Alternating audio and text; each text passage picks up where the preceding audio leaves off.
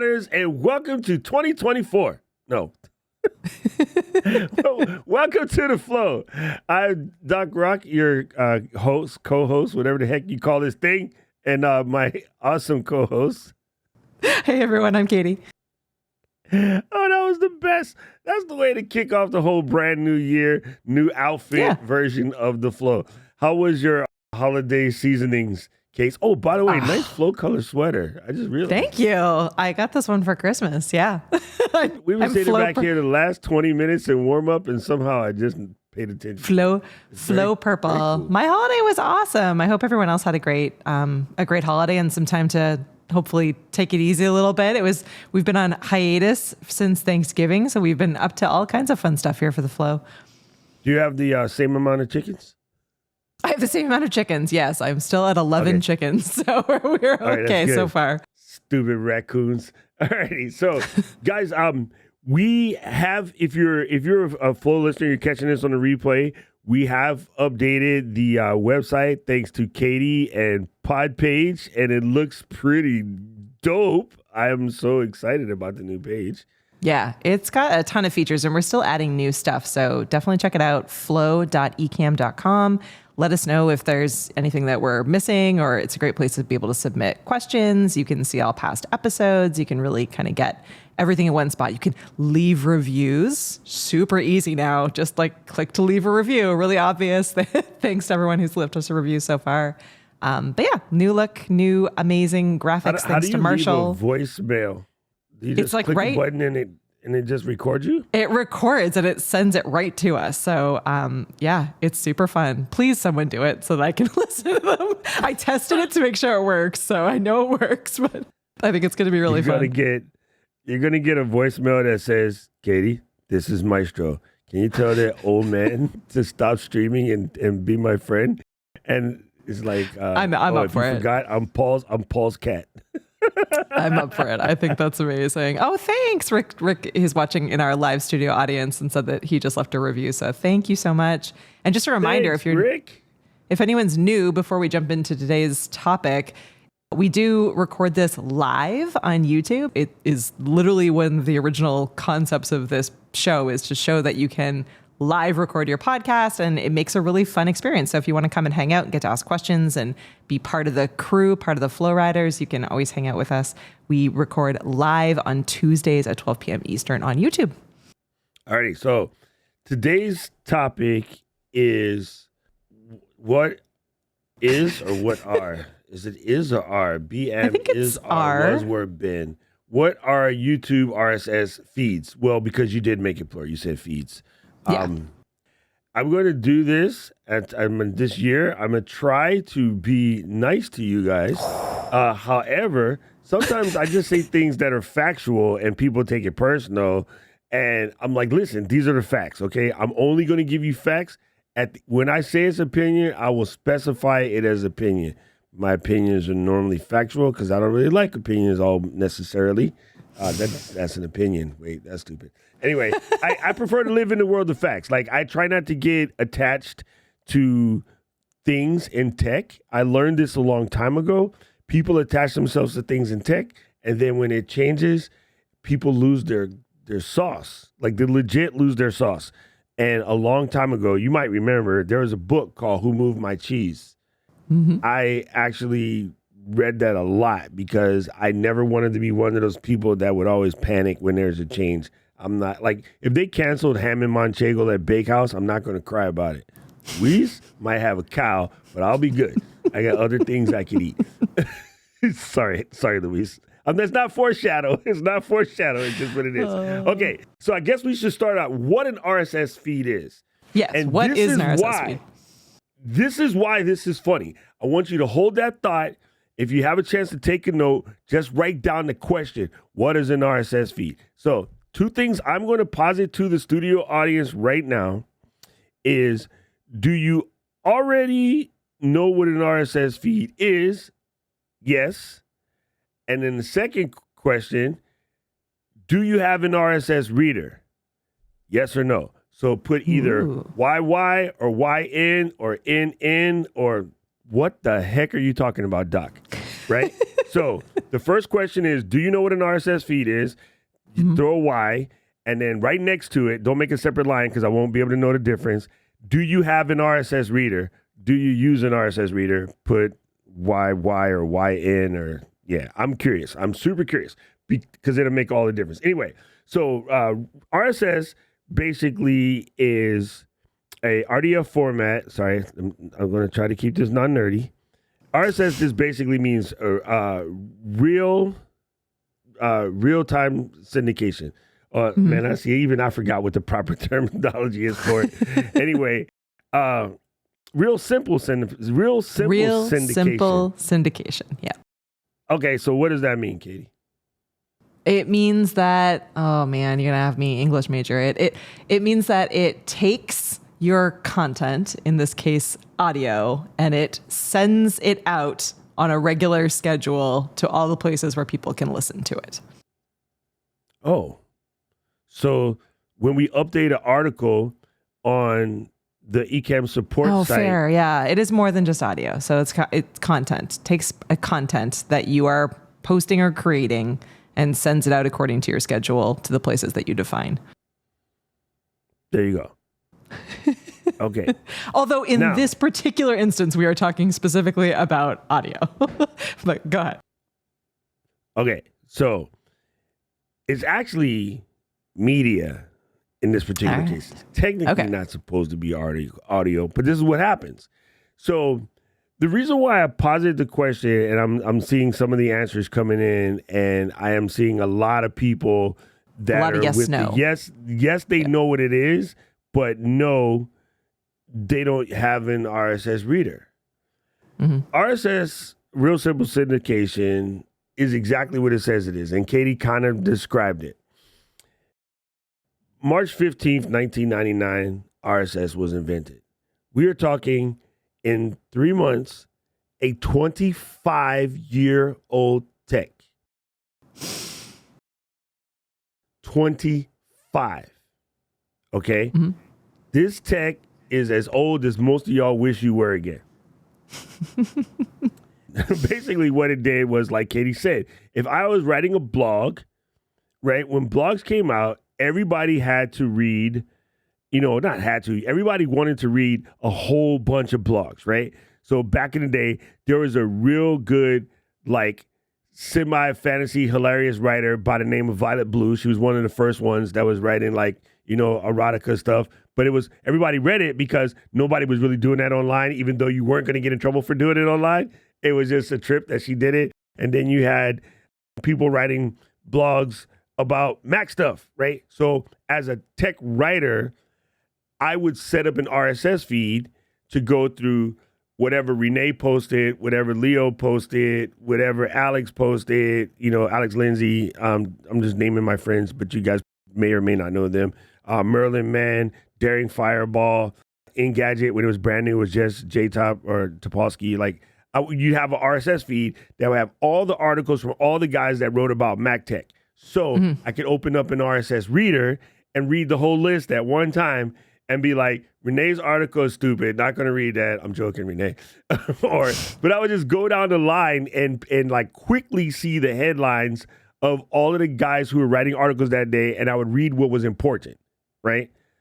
From that, I would throw a story to my editor and be like, hey, I got a story. Matt from Awesome Wood Things has this brand new project, and I think everyone's going to love it. Let me write about this. I'm going to call him up, set up an interview.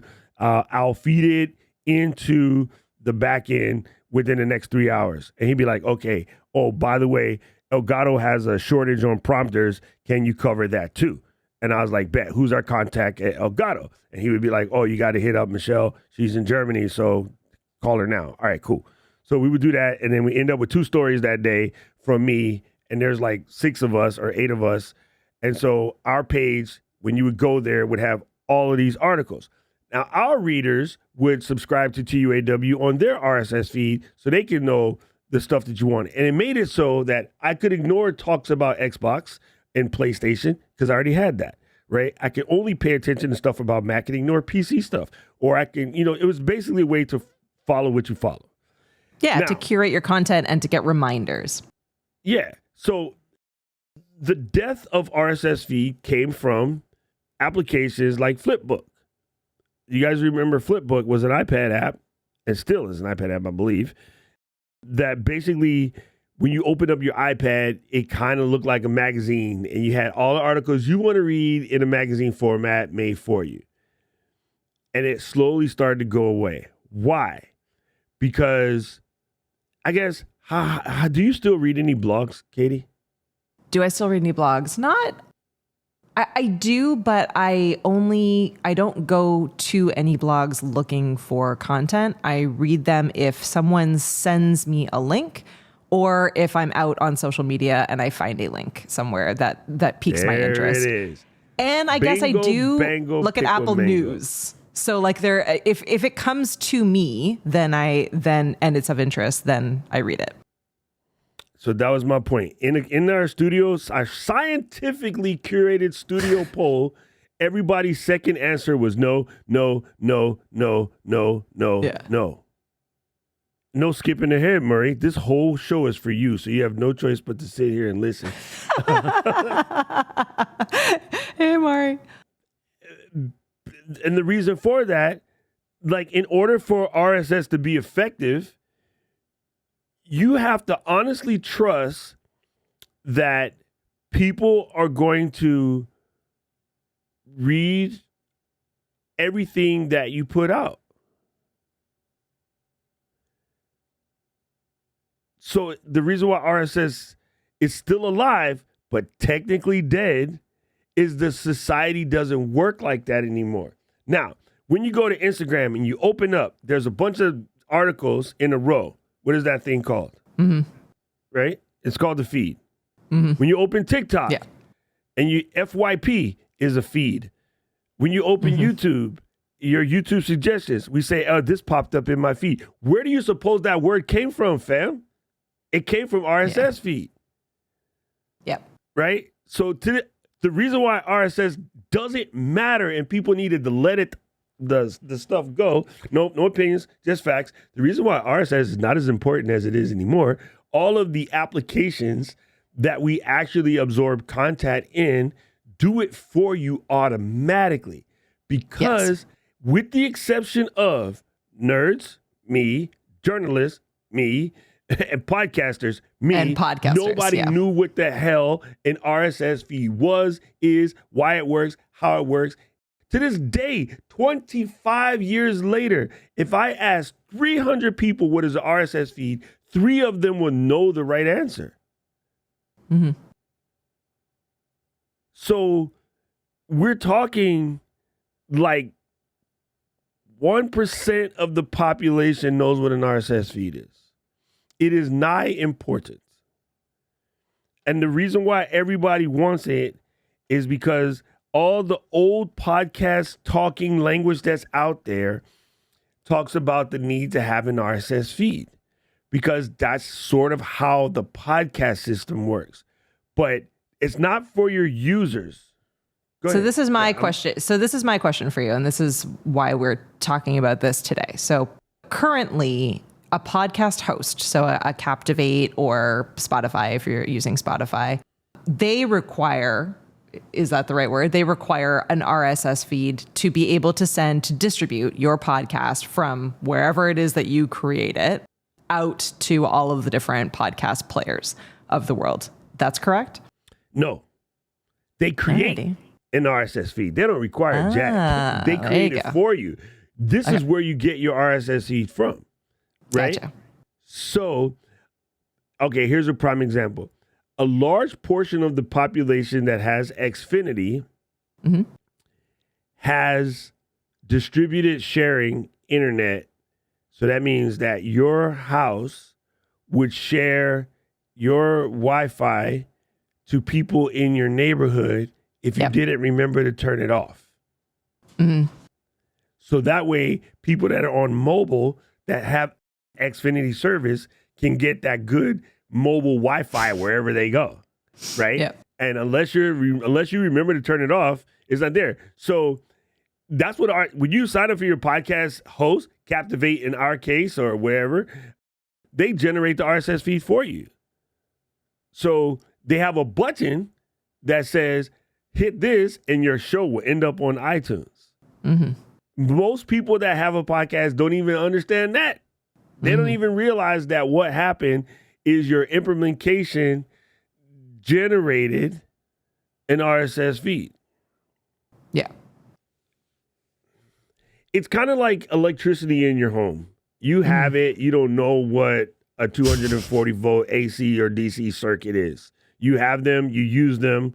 Every day you turn on the dryer or the stove, but you don't really know what it is.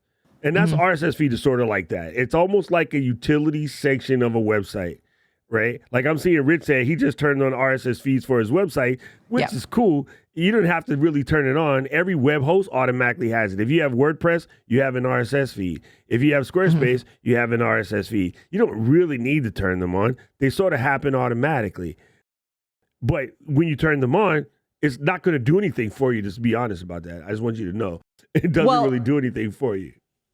What is handy, though, about it is that it is helping. So, for example, we just switched over to Podpage for our podcast website, and we got up and running. And a tool like Podpage, which is specifically designed to help podcasters create podcast websites. I used our RSS feed, which I got the link for, and I dropped that into our Podpage. And what's helpful there, so again, I think RSS feeds it's important for people to understand how they work, and it's important to know where the benefits are. So adding it into our pod page will actually generate every time we upload a new episode. So we take, we're creating a new episode right now live on YouTube. We're grabbing that video file and the audio files, and we're sending it through to Captivate. Every time that Captivate takes it, creates the RSS feed and sends it out, it's also adding it to our website so that we don't need to worry about constantly going in and updating our website with the new episodes. Correct. It's actually also, Podpage is also taking that feed and sending out through Twitter and through Instagram, et cetera, to be like, hey, new episode out, so that all of you know know that we have a new episode out without needing for us to do a lot of additional work. And so that is definitely beneficial. And if that's what you're doing, I think that, that's also, I think, helpful. So I think it's good to understand. I just wanted to make sure that everybody understands that's a different thought, right? That's a completely different thought. And that's correct. So that's the syndication. That is exactly what the second S is for. That is the level of syndication we're talking about. When you post something on your site, there's other sites that can aggregate that for you. So it used to be there were directory sites like Yahoo, right? And so having an RSS feed on a site like Alltop or, most of these things are dead now. And again, we'll get to why. They were a way to sort of help you, quote unquote, spread your thing. That's what syndication is. Oprah started out in Chicago. Yeah. And then as she got more popular, other cities could see her, but they would syndicate her show nationwide. Now there's shows that are syndicated worldwide. That's what it was. It's literally syndication. Now, let's bring it back to Murray's question that started this episode. Has YouTube enabled RSS feeds? No, they have not. And everyone got the article. They got excited. It says, I'm going to read you the headline. YouTube launches RSS upload tool for podcasters. YouTube launches an RSS upload tool for podcasters. That's the actual headline. And everybody goes, a whole bunch of people grabbed the headline and rewrote theirs because you can't copy headlines directly. It says, YouTube launches RSS feeds. No, they did not. They just made it so that you can import your podcast via RSS feed to YouTube. Yeah, I totally was that person that quickly read the headline and was like, oh, interesting, and shared it out. So that's probably why many of you have been asking questions. But I think having this discussion is important because it is important to remember that RSS feeds are incredibly helpful in the podcasting space as it pertains to sending predominantly the audio of your podcast out to all of the podcast players. YouTube still functions the same way that they have since they launched podcasts, which is you need to either live stream your podcast like what we're doing right now and add that into a podcast playlist, or upload your video into a podcast playlist on YouTube. And that is how they are syndicating it out through YouTube. There is no RSS feed through YouTube, but now you can add your RSS feed into YouTube, which is probably a really silly thing to do, right? Because that's only pulling in the audio, because the only place right now that has video is Spotify. Yeah. No. Other than YouTube. Again, no. There's thousands of places that you can get video podcasts on. Before Spotify was born, myself, Leo, all of the Twit people, we all did video podcasts. You can get video podcasts directly in Apple, right? You can get video podcasts directly on Feed Reader, Feed Syndicate, any actual RSS reader. But again, nobody knows what that is because it was something that us nerds knew. So your Apple News thing that you get on your phone is also that. So like I said, the real thing in an RSS feed is the media update. There's a media tag. And if you read any of your podcast aggregator sites, when they talk about what must you have, you got to have the owner, you got to have the media tag, and there's some other things that are in there. That's what that was for. So it would tell the podcast player what's a video podcast, was not. And so, all video podcasts are new. No, we've been creating video podcasts since like 2009, pimp. Like you just learned about it. So it's again, this is why it's confusing. So I guess what's, because Spotify went out, opened up their zipper, was like, we make video podcasts. No, you don't, Spotify. You lie and you confuse everybody. I think it's because a lot of I shouldn't say that. I would say like the main couple of podcast hosts that at least I'm familiar with, and maybe people are familiar with more, are Captivate and Spotify, right? And the main difference between the two is that Captivate is audio only and obviously has a ton of other amazing features, which is why we hang in there, even if they're audio only.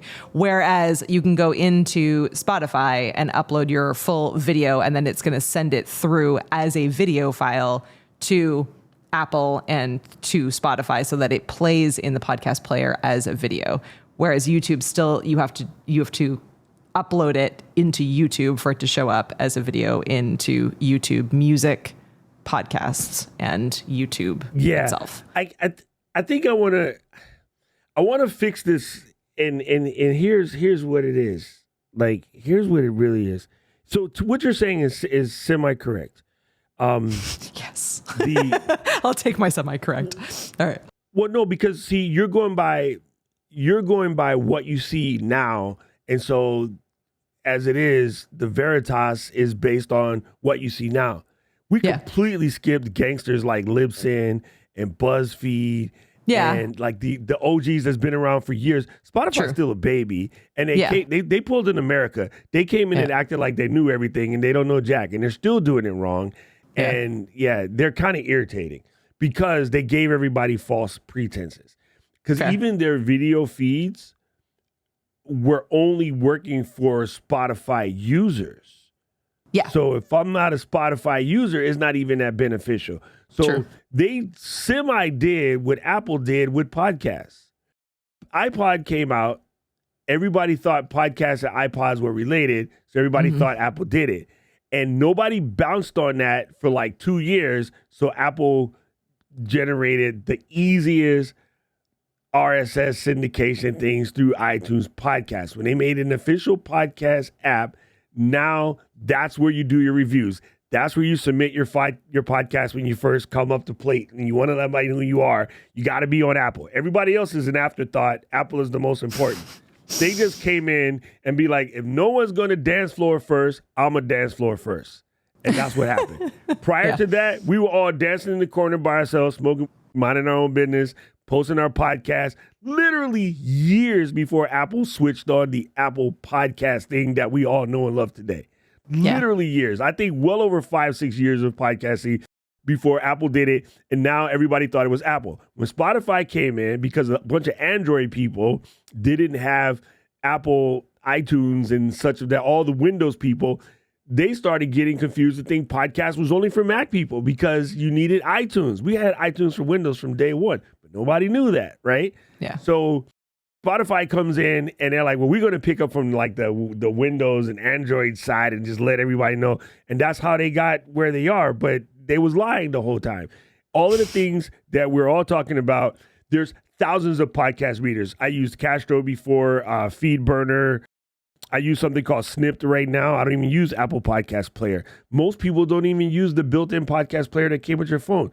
A lot of hardcore podcast listeners download a specific podcast app, right?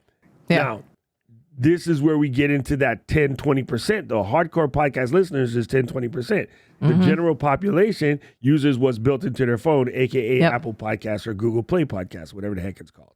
Which is gone now. And so which is absolutely gone now, right? Yeah. So the first thing is, yes, YouTube has allowed you to import your old podcast directly into the YouTube playlist, which is beneficial in the sense of Katie and I started while this was happening. So we don't really need to go back and get all of our old episodes and bring them, because we started putting all of our old episodes then because one of us knew that YouTube was eventually going to do podcasts.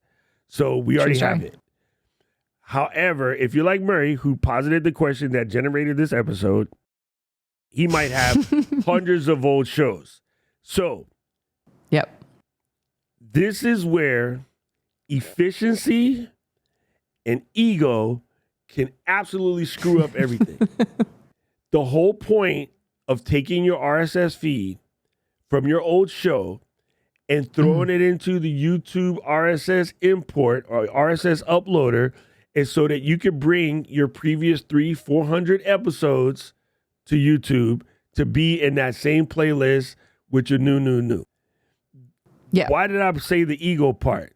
Because you assume that your stuff is dope enough that someone's going to go into your back catalog and listen to words I'm not supposed to say this year. You said back in 2015, right? Yeah. You think somebody wants to hear what you had to say 4 years ago? So yeah, you would need to have a pretty evergreen show, and your focus would need to be on leveraging YouTube as discoverability in order for you to want to do that. So for example, my show, and I started on YouTube, so it wouldn't be relevant to me in this case, but my show, which is a movie review podcast where we're reviewing movies from the 80s and 90s, I could upload past episodes if I wanted to. I might not want to upload all of them because maybe some of them were crap and I've gotten a lot better at the actual quality and content of the show itself. But technically, I could upload, if I had a huge back catalog, I could upload it all to YouTube if I wanted to improve the visibility and just using YouTube as a search engine, basically, to be able to get new viewers and listeners. Because my show would always be relevant to anyone joining who wants to just be nostalgic and learn more about movies from the past.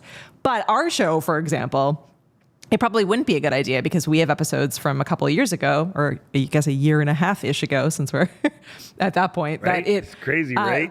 Yeah, but those episodes are probably not at all relevant. Like our takeaways from 2022 are not going to be even kind of relevant to people on YouTube because we're talking specifically about tech and things change so quickly. I think that's important. I'm glad that you allowed me to do this episode, Doc, because I do think that even though I feel like I generally understood what an RSS feed did and how it worked with podcasts, I do think it's important to think through why YouTube did that and get past just like I did, scanning quickly the title, and think about what that actually means for you and if you should do that or not. So again, in our case, doesn't make sense for us to do it. We started on YouTube. Even if we didn't, it wouldn't make sense for this show to do it. Maybe your show does. Maybe Maury's show where he's, they're playing music and they're chatting back and forth about things that have been out for a while. Maybe it doesn't really matter, and it would be worthwhile for someone like Maury to bring his show on. Yeah, well, in a way, I think Maury would be okay because he's often talking about guitars and exactly. Those stuff is like classic guitars, like when it's they not came dated, out, whatever. Yeah. But it's not necessarily dated, so it depends on what your show is. But first of all, I got to send a mad shout out to Danny B because Danny's in the house. Aloha, Danny. Hey, Danny. And here again, a lot of people are going to want to do it because they think that's going to, I think the belief is automatically going to get you more listeners. Yeah, which is not one of the reasons why everybody wanted to be syndicated in the first place, because they thought it was going to expand their reach. I mean, syndication in general is somewhat of an ego play, right? Now, if you're making content that's healing the world and you're solving problems, it doesn't count, right? That's considered dope. That's entertainment, right? If you're, Ricky Gervais or Chris Rock or somebody, and you're spreading comedy and the whole world loves you, then doesn't really seem like an ego play. But if you're just sitting in your backyard talking about your cats and having conversations about cats, nobody cares, bro. Now, if you build your audience around that, that's dope. But that's up to you to build and curate your audience. Yeah. This is not a shortcut for you to become famous. I just want that's good. Make that clear. What is you should ask yourself kind of what is the thresholds? Like how relevant is your older content? How dated is it? So like what is the actual quality of your video content? And then, if both of those are like still fairly relevant, still evergreen, the quality is great, like is adding in all of those episodes, those past episodes, going to hurt the new episodes that you've been building and growing specifically on YouTube? So you're going to have to kind of walk those lines and ask yourself all those questions. And the third thing is, if you're an audio only podcast that's recently switched into video or started, on YouTube as video, don't at all do that, because then you're just pulling in audio with just like a thumbnail, and that's awful for YouTube. So there are definitely things to consider as you're thinking through. And this is, again, think of it as an RSS feed specifically as, do you want to syndicate your podcast out on YouTube, being aware of what that means? So what does your full catalog, that your existing RSS feed, what is that going to look like on YouTube to that audience? Now, here's where it also is kind of rubbish. To me, this is just my thinking, and you can think about it the way you think it, but this is how I approach the thought. If I'm coming in from the YouTube application, I have an expectation of seeing a video. Yeah. When I get to it and it's a still image, because that's what's going to happen, it's just going to be like the flow, and I'm going to be like this, and Katie's going to be like this, and there'll be no image. Yeah. I'm going to be like, but I thought I was looking at a video, and then click away. So now what this is doing, if you care, now this quick click away is jacking up your YouTube retention. Yeah. Right? YouTube's implementation is dumb because of. If they allowed me to import that RSS feed and then open up the editor in YouTube Studio and add the video, that would be dope. They don't let you do that. You're going to get a static image for what was actually a video podcast. If you're bringing in the old ones, you don't have the old videos. You're only going to get the audio version of that, and no place to upload the video. So I've always recorded every podcast since 2009. Every podcast I've ever done, I've always recorded a video anyway, because I knew better. But I have no way of bringing those podcasts and adding the video to it once I uploaded to YouTube. It's a static freaking image, and there is a different expectation. It's why you don't post TikTok videos on Instagram, because the behavior on that platform is different. Yeah. Right? Yeah, you have to think about the audience and what their expectation is, and what the purpose of the platform is as well, too. So YouTube is doing this to try to appeal to the larger podcasting audience and to try to kind of check that box, but that doesn't necessarily mean that it's the best thing for their users, for your show, for you as a YouTube user. So it is definitely worthwhile taking a look at and thinking about. Here's what I would do. This is spitballing ideas here. Now we're getting into opinion section, okay, people? Welcome to opinion. I tried to keep it as factual as possible because I want to get you guys to learn that because the facts suck doesn't mean it's something against you. Your feelings shouldn't be hurt. It's just some things are dumb. And this implementation is semi-dumb. So Danny even agreed with me, the YouTube implementation is semi-dumb. Because the YouTube's platform is designed for visual watching, and they want you to import thousands of old audio content that people are going to get a still image to. Now, before I get into what I would do, let me think about this. If I were a company that specializes in search and specializes in generating AI from data that now I have the ability to scrub an audio file and turn that data into stuff that I can use to backfeed my AI engine, wouldn't it be really cute if I took the media portion of my company and said, how about we tell millions of people to upload all of their old audio files? That would really help them. Yeah. Them. right? If I'm a search engine and I needed to know all the knowledge of all the things in all of the world, wouldn't it be really nice if our audience could upload 5 years of old Murray guitar review podcast? That would be really helpful for them. Murray will get a lot out of this. Okay, conspiracy hat, bye-bye now. We're backfeeding the Bard engine. Here's what I would do. If you go through your old catalog, just answer. You don't have to sit there and listen to them. You made them. If there's any of them that are so dope that they deserve to be on there, recreate them today. Recreate them. Yeah. Like legit recreate them. Be like, we're going to rediscover an episode where we talked about the benefits of selecting the right microphone. Now, we covered this in season 1 and season 2, but this is such an evergreen topic. We're going to cover it again. And this time we're doing it as a video. So I'm going to be able to show you some things hands-on. The audio people, hey, still listen to the show. There'll be lots of information. However, if you want to see what I'm showing and what these XLR connectors look like and why this microphone and how you should approach it, go over to our YouTube feed on YouTube Music or YouTube.com and make sure you check out the video version of this podcast. Bingo, bango, pickle, mango. What do podcasters do? Oh, I'm running out of episode ideas. Go back through your old catalog. Yeah. Yes. You can even you can even see the analytics. You can see which ones performed the best as audio only and only do those ones. Like figure out what were the popular topics.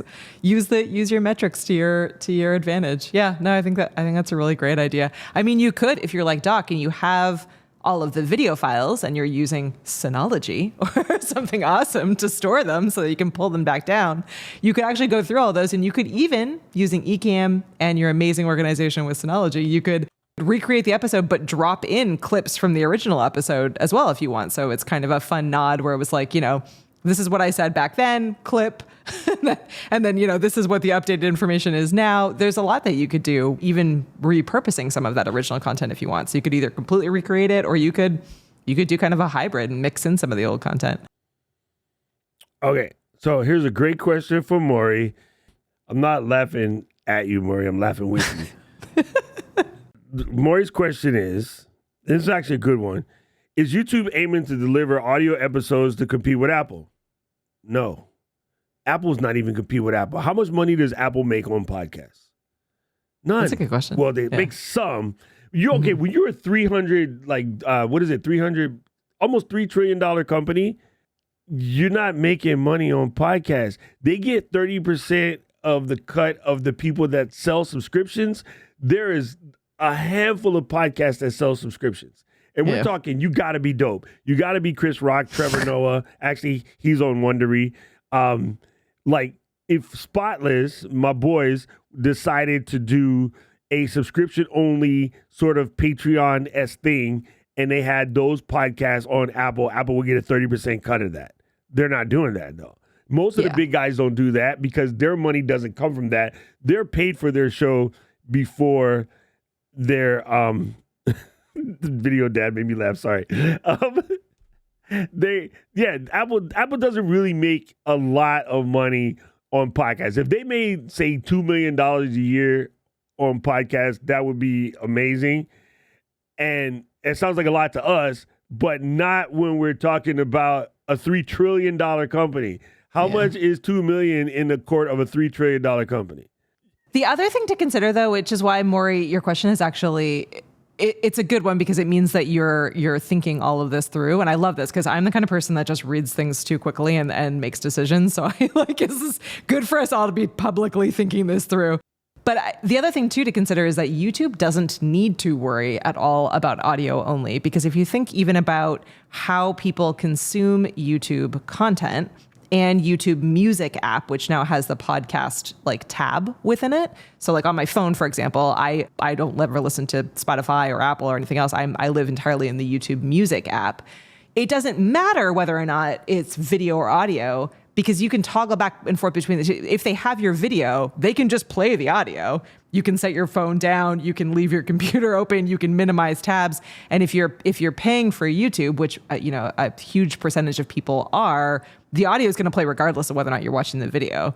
So, I think they've already kind of checked the audio box, and I can't imagine that they would be. And I see your redefined question. I don't know if they necessarily need to compete in the audio only game, because they are already there. If people want to consume audio only on YouTube, they absolutely can. And many people do, both music and podcasts.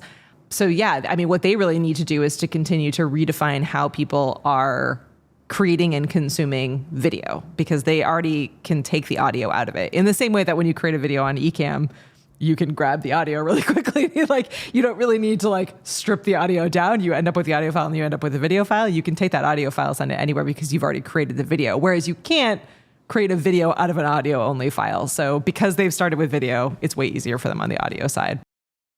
Okay. Now I will say everything you said is 478% true. Yes, I'm winning. 2024, baby. But understand this.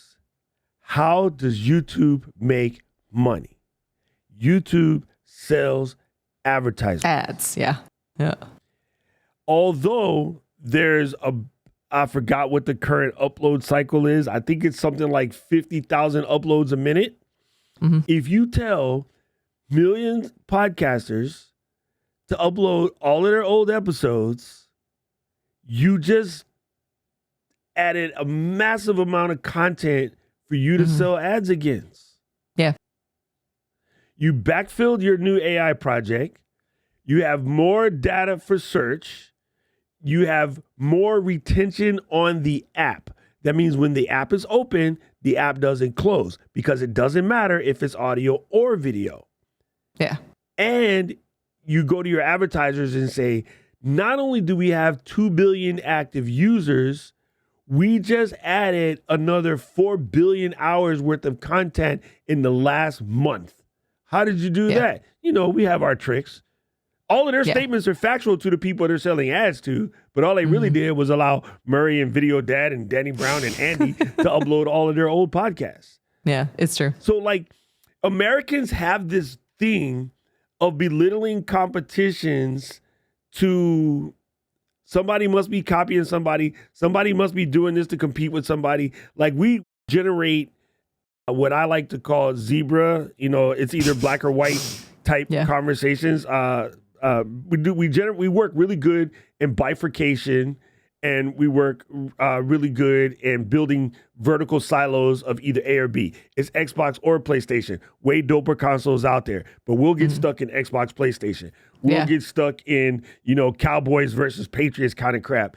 And that's not how the world works. The world is a little bit more Swiss Army knife than we think so, right? Yeah. It's more a bunch of different things. So no, YouTube could give a crap what Apple's doing. I don't think they even focus on Apple.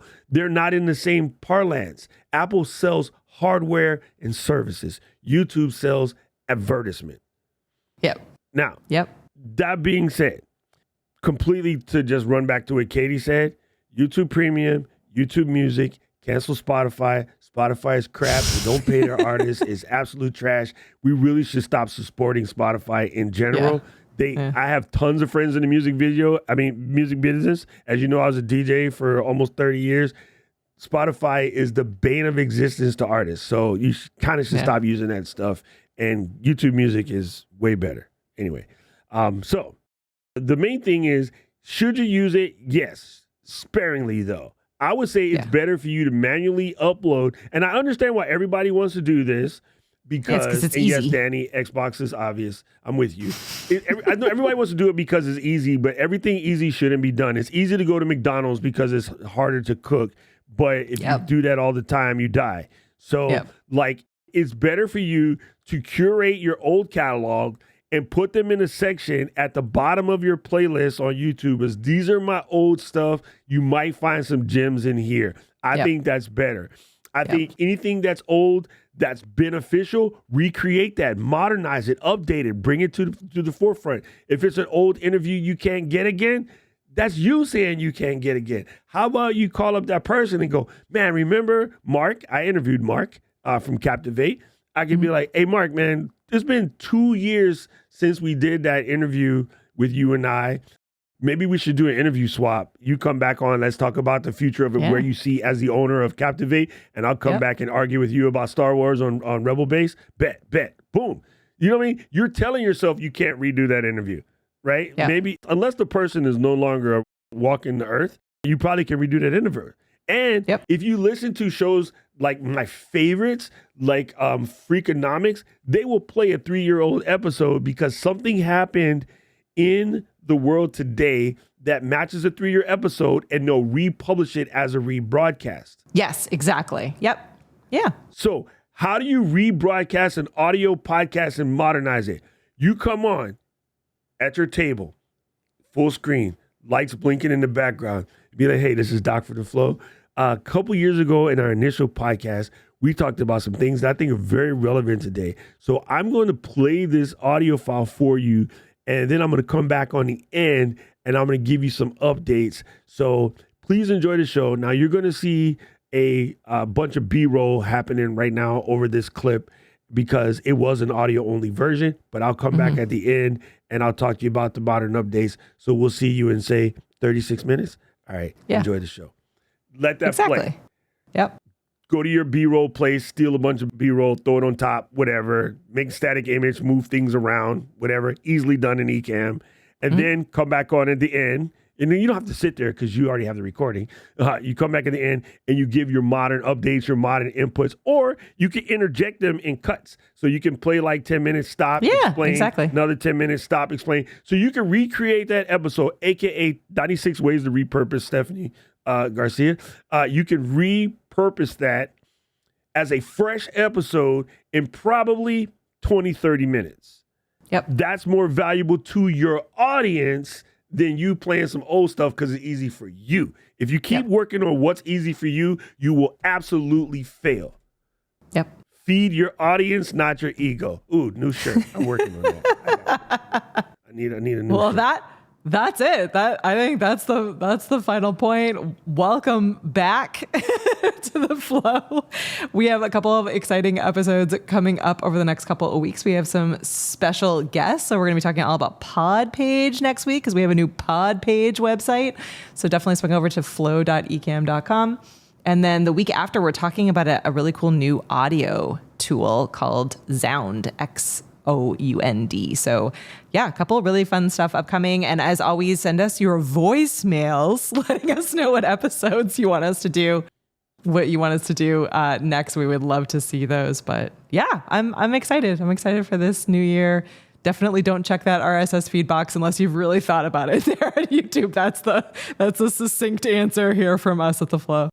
And first of all, Murray, thanks for the question because it definitely needed to be talked about. Yeah. I looked. All of the people just talked about it like it's a great thing because it sounds like a great thing, but it might not be. And I talk to my community all the time about like, be careful about running 100 miles an hour the wrong direction. So again, do it if you want to. That's up to you. I wanted to tell you what the caveats were in case. And just understand the reason why RSS will stick around for us back-end nerds, but audiences don't really use RSS feeds. Audience don't really consume RSS feeds. Most people don't even listen. Okay, here's an ego pump, and this is something that you'll learn from Robert Limson. People will say, my podcast gets 50,000 downloads, but how many people listen? Like when you try to sell an ad, and then we just went through an ad buying process, and Katie learned that downloads are jack. They don't mean anything. Because if you have an RSS feed, RSS reader, rather, your podcast app or your Feedly or Feedburner or Reader or Apple News or whatever, every time you upload an episode, it automatically gets downloaded to your phone. A bunch of you guys have a whole phone full of episodes you have not listened to. And then after 3 come down, the 4th one gets deleted. Yep. So when you look in your phone, you have a whole bunch of downloads that you elevated somebody's ego with, but you didn't actually listen. You have no idea what they said. So it's a false analytic. It's a false metric, So the companies that are good, if you go to buy ads, this is something you should know. If you go to buy ads on a network, make sure you're getting how many people actually listen to the episode and what analytics show that. Because it's better to know who's listening, not downloads. I bet you there's downloads for This American Life has probably more downloads than any other show, but not that many people still listening to that per se. You know what I mean? Because it was automatically, when you got a phone and you open up the podcast app, it was automatically added. And you know what I mean? So it's like Netscape. Netscape Navigator had more downloads than any other browser. That's because it came with the computer. Yeah. Until it didn't. Until Microsoft blew it up. But so be careful of those metrics that make you feel good that don't really flex your audience per se. So yes, be very aware of that. All right, I'm done. Awesome. I love it. This was a good one. Thanks so much for the great question, Maury. Maury came through with the question. So you guys know what to do, right? Katie said, go leave us a voicemail or leave us a input on the website. I got a question. And then flow.ecamm.com. Roll our credits, Luis. There we go. Look at it. Look how good it looks. If you go to the site, leave us feedback on the new site. Katie worked her butt skis off on that, and it's kind of amazing. She did it by her lonesome. She didn't even ask us for any nerd help. So easy. Yeah, that's how easy it was. We're going to talk about next week. Yeah. Super dope. And then we'd like to thank Captivate for hosting our podcast. Captivate is audio only because it's still a thing. And it is amazing, and I love it. And we get to have people like Danny Brown and Sarah to come and hang out with us all the time. And we love Captivate. It is the easiest. And again, the reason why I love Captivate is because they are focused on helping you actually grow your podcast. So make sure you go and check out Captivate.fm. We also want to give a big shout out to Speedify for helping us keep our internets connected, especially on a day like today when it probably would have dropped because Mel is somewhere in the other island in Hawaii messing up my internet.